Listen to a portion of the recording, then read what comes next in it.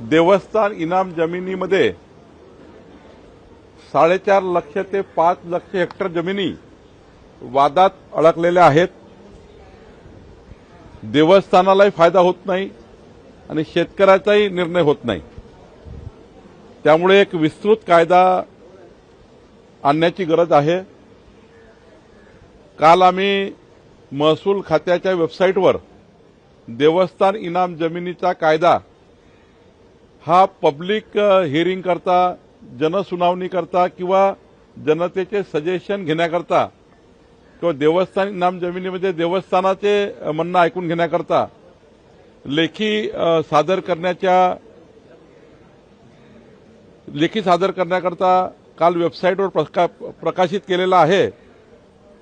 मी आपल्या माध्यमातून या कायद्यांना कुठल्या पद्धतीने या कायद्यामध्ये सुधारणा केल्या पाहिजे किंवा या कायद्यामध्ये कुठले कलम अंतर्भूत केले पाहिजे, ज्यांना आपलं म्हणणं मांडायचं असेल त्यांनी 1 महिन्याच्या आतमध्ये या कायद्याला सुधारणा कळवाव्यात। देवस्थानाचे हक्क बाधित राहणार आहे, कोणतेही हक्क जाणार नाही। देवस्थानचे कुठले हक्क न जाता देवस्थानाचं प्रोटेक्शन करून शेवटी कुळाचं काय, वहिवाटदाराचं काय, हाही प्रश्न त्या ठिकाणी निकाला काढायचा आहे।